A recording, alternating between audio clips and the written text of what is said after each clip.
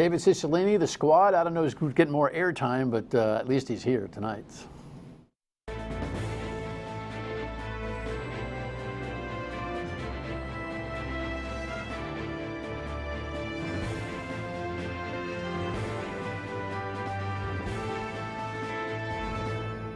The Dan York State of Mind program is brought to you in part by Lookout Rhode Island and Taco Comfort Solutions. Our broadcast this evening, you're seeing it on Tuesday evening, it was actually recorded yesterday. And you know, I'm always honest with you about our taping processes here. We record our programs early in the afternoon on a daily basis. Usually our Friday shows are recorded on Thursday. We had a little production schedule thing going today. But the reason I tell you that, A, is to make sure you understand what's happening in real time, at least for us, and B, the way Washington's moving right now, gosh, by the time you see the first airing at 7:30 on Tuesday night, all heck could have broken loose between 1:30 on Monday afternoon and 7:30 and then midnight on Tuesday evening. So keep that in mind. In the meantime, remember that the Ed Commissioner is making a takeover move of the Providence City Schools as we speak this evening. We will follow up on that most likely tomorrow night. So let's just get to the latest headline as we had it yesterday afternoon. There's your squad, and I have to tell you, the branding here is getting to be ridiculous. The whole environment is getting to be ridiculous, and the president is the chairman of ridiculous. Here's the latest. President Trump still has the squad in his sights. A week ago, the president ignited a political firestorm with a series of tweets aimed at the four progressive lawmakers. Yesterday, Mr. Trump had a new message for them. He wrote on Twitter, "I don't believe the four congresswomen are capable of loving our country. All four are women of color." The House condemned the president's comments last week as racist. But the White House says Democrats are knowingly misconstruing his words. I fundamentally disagree with the view that if you criticize somebody and they happen to be a different color skin, that makes it a racial criticism. Republican leaders insist the president is focused on the women's politics. Our concern and our opposition to what these women are saying, and many other members of the Democratic Party in the House of Representatives, has to do with the fact that they are advocating policies that will destroy this nation. One member of the squad, New York Congresswoman Alexandria Ocasio-Cortez, believes Mr. Trump is trying to divide the public. He doesn't want to be president anymore because he wants to pick and choose who he is a president to, and that's not a president. A new CBS News poll shows 82% of Republicans agree with what the president wrote last week. 88% of Democrats said they did not. So this is quite the time. Quite the time. You know, it used to be you'd pop over the television show and it was kind of like a big deal for you. Now this is like what? This is. It's always a big deal coming here. Is the JV now? No, not at all. Have you accounted for all of the network FaceTime that you have with the new communications role in leadership? What do you mean accounted? I mean, it's almost, some weeks it's nightly. Yeah, I mean, twice nightly. There's no question since I became the chair of the Democratic Policy and Communications Committee, that communications responsibility has grown. So I'm doing a lot more communicating, hopefully, on behalf of the Democrats, and that means a lot more television. But you've had to, in this particular time, you've had to get to these very, very inflammatory matters, and you haven't pulled any punches.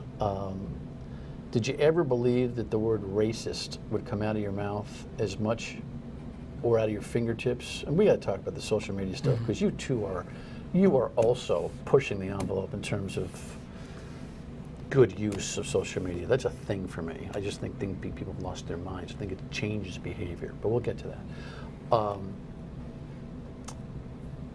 Can you imagine having to use this word as much as you have? No. I mean, I think we're living in a very, obviously unusual, but a very disappointing time in that we're seeing a president who is, at the very least, stoking divisions in the country. I think the president's language evidences the fact that he doesn't understand actually what has made America a great country and the envy of the world is a set of shared values about human dignity and freedom and opportunity, and the fact that America is a welcoming place for people.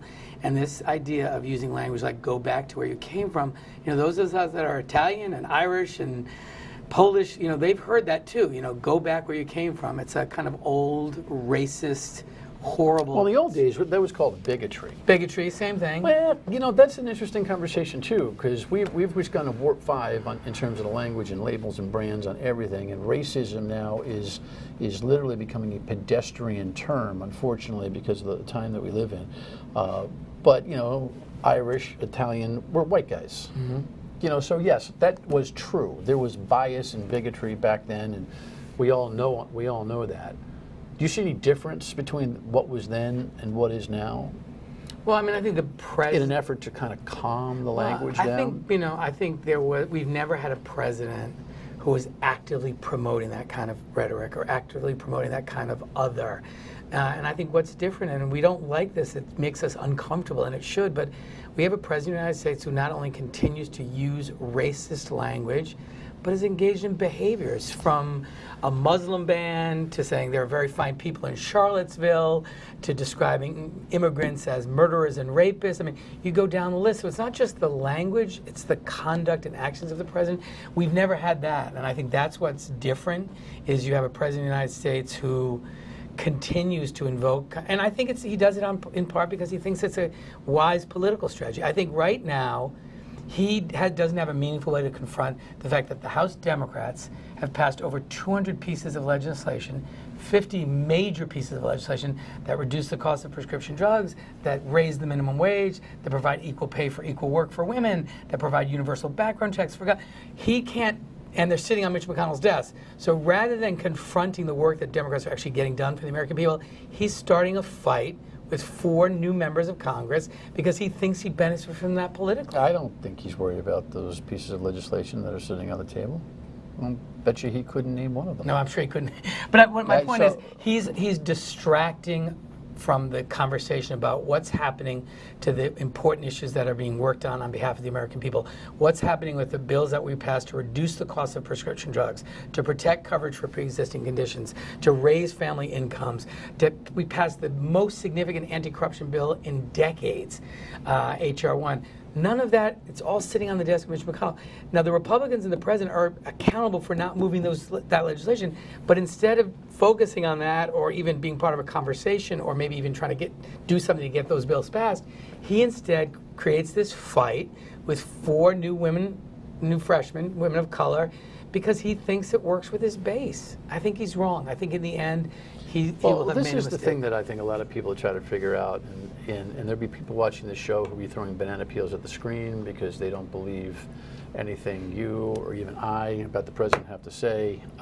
There are others who are, I think, more contemplative about this, trying to figure out what's really going on here. So when you talk about this kind of being, I don't know, camouflage, my word, are you thinking that he's intellectually purposeful that way, or that his instincts, his real true personal instincts are to stoke racial strife? Which one do you think it is? I think it is his instinct. His instinct is to fight. I think he prides himself on, getting into fights with folks. And you look at the way he's conducted himself, if you say something flattering or nice about him, he likes you. Kim Jong-un, Erdogan, bin Salman in Saudi Arabia. These are people who have said positive things about him, and he loves them. Kim Jong-un is the most brutal dictator on the planet, and he said, nice things about the president. The president loves him. But that seems to be his transactional currency. That's where he is. So when you call him a racist, are you jumping the shark a little bit in the sense that, and I'm not defending, I'm just asking, are you jumping in a little bit, suggesting that he's inherently, David Duke-ish in nature, or that this notion to stoke the fire and to create the controversy just happens to be in this category of personal attack, and when people who are in the line of sight of personal attack happen to be people of color? You following my question? Yeah, I mean, I think, look, the reality is when someone engages in racist behavior, whether you begin with him not renting apartments to African Americans, to descriptions about Mexican judges, to a Muslim ban, to saying, speaking of the KKK and people in Charlottesville, there were very fine people on both sides, to his description of immigrants, to telling people to go back to their own country. You take all of that together and you form a judgment. Those are both statements and policies of a racist. And I just think there's... And I have no quarrel with any of that computation, because the scoreboard, I think, becomes pretty clear. But calling the commander-in-chief a racist should have been like a Waterloo moment for anybody, regardless of the kind of vitriol he's brought to the table. And it seems as if it's become almost pedestrian as well. And I just wonder whether or not you've done any deep thinking about whether his personality, conflict need, winning need, is really the superseding motivation here, or whether inherently in his gut he don't like people of color, he doesn't like people who don't look like him. I don't think there's no way to know that, so I think all you can go on is based on the behavior and the conduct and the statements of the person. It's hard to know what's in a person's heart, but you have to make evaluations based on the way they behave, the way they speak. And look, I just wonder if it's more powerful to call him helpless in communicating his message versus racist. Well, I think we have a responsibility. Look, when someone engages in racist behavior and makes racist statements which are just contrary to the founding values of this country, we have a responsibility to stand up and speak out. We can't normalize it. And I think it's very hard. When you get asked the question, is the President of the United States a racist? It's hard to answer that question truthfully, because it's bad. You don't want to say yes. But the facts are, the answer to that is yes. And so I think we do have a responsibility to show the world that that is not what America is, that it doesn't reflect our values, and to speak out against people who engage in that kind of behavior. Where is the Democratic message right now when we come back? Stay with us. So in the meantime, these four congresswomen have kind of fallen into center stage, and it's interesting. The president created this. He's using this. Are the Democratic leadership beginning to fall into a trap here? Because that's the politics that will get you a loss in 2020, 2022, 2024. I mean, you're progressive,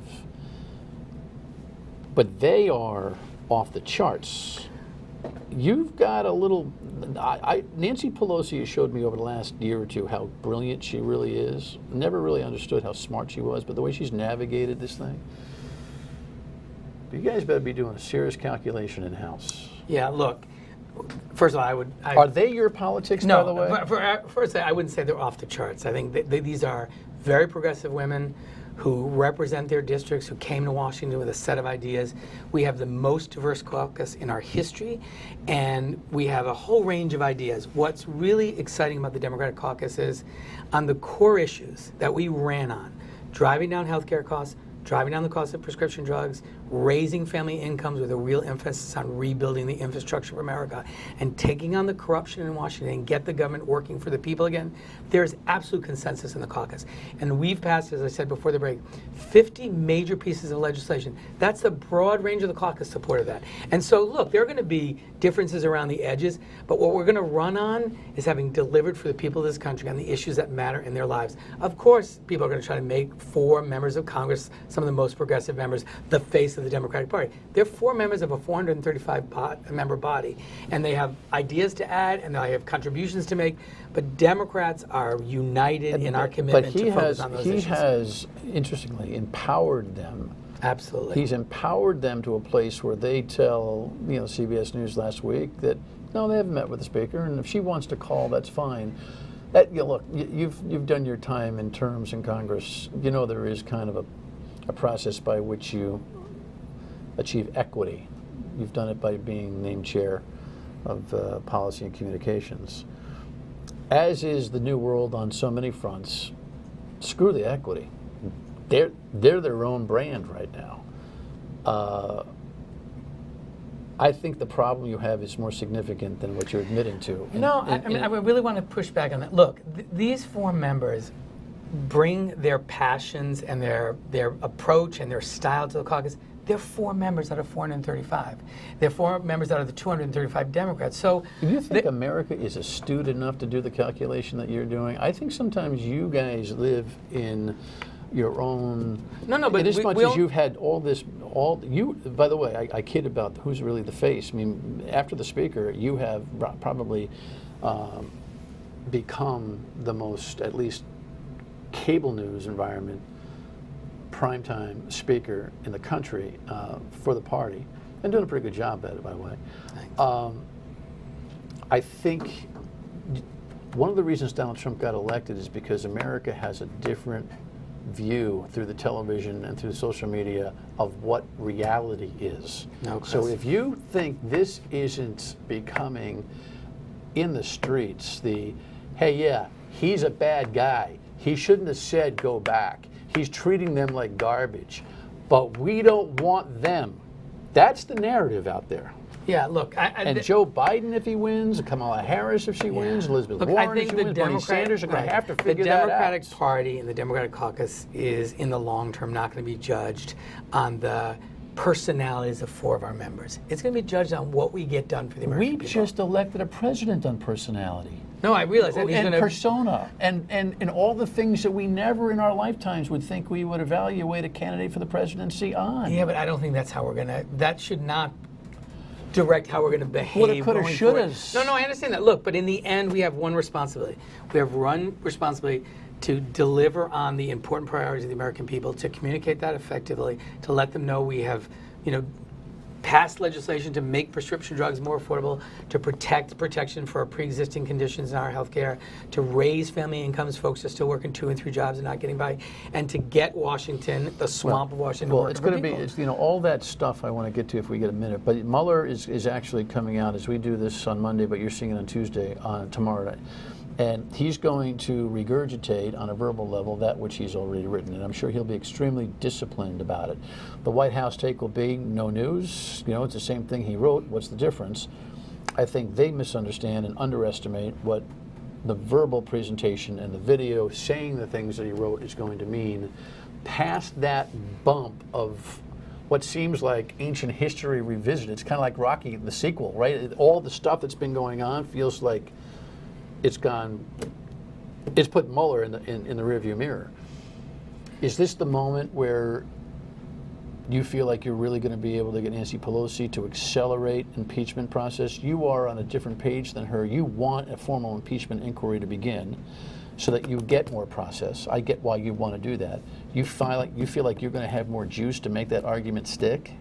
I think it will depend a lot on the public's response to Mr. Mueller. I think How are you're you going to exactly judge right. that? I hope down on social media. No, definitely not. But I think, look, this will be the very first time that most Americans will have an opportunity to really hear in detail what's in the Mueller report. Most people haven't read it, less than 3%. I had to read it. It's my job. But so this will be an opportunity for Mr. Mueller to walk the committee and the American people through what he found. And he will testify, for example, that the President of the United States directed the White House counsel to fire Mr. Mueller.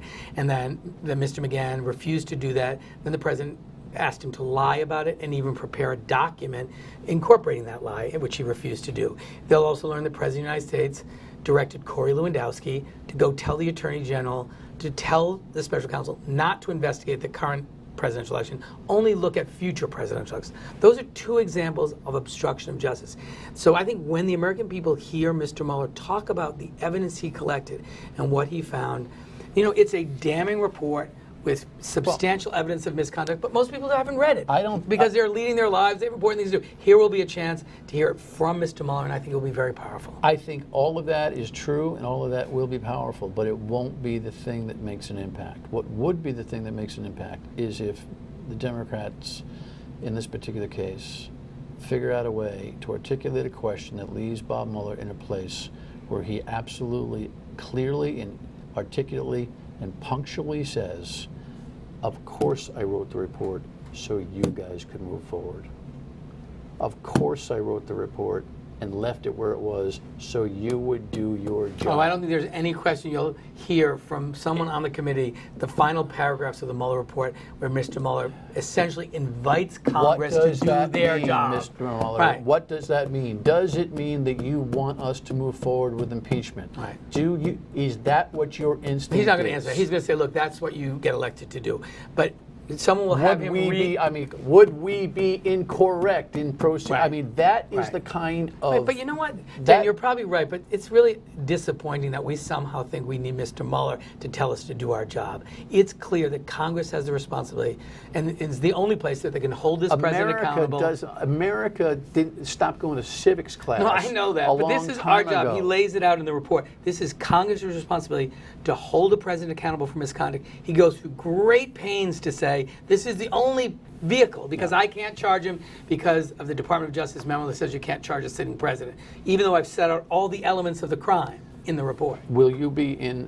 Do you think that Nancy Pelosi will move to you, or are you going to have a fractured public conversation with her about an impeachment inquiry that heats up even further here? It won't be fractured. Look, I have shared my views with the Speaker during our leadership meetings and pretty regularly. There's an ongoing conversation in the caucus. I think people are taking this is a serious question, and people understand the gravity of the moment, and I think people are listening to the witnesses and reviewing the evidence and thinking carefully about what's the best path forward for the country. And the Speaker has always encouraged us to share our best thinking, give our best ideas, even if we disagree.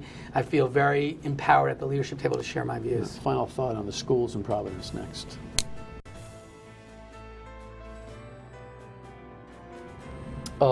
Schools, squalor, Johns Hopkins report, all of it.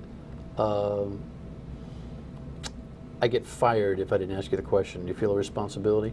Yeah, look, I think everyone recognizes that providing a high-quality education to kids, particularly in the capital city, which is so important to our state, is critical. I'm proud of the work that Melody Johnson and Tom Brady did as my superintendents. We began to make progress. But look, I think I think both of them actually were high caliber. Yeah, but I don't think Brady got done what he wanted to get done. No, he wasn't here long enough. That's been part of the problem. Superintendents were here for short periods of time. But look, this is everyone's responsibility. We all have a responsibility not just to cheer on the new commissioner, but to actively engage in this. There's nothing more important than correcting it. That report is heartbreaking. You think about the culture that exists there.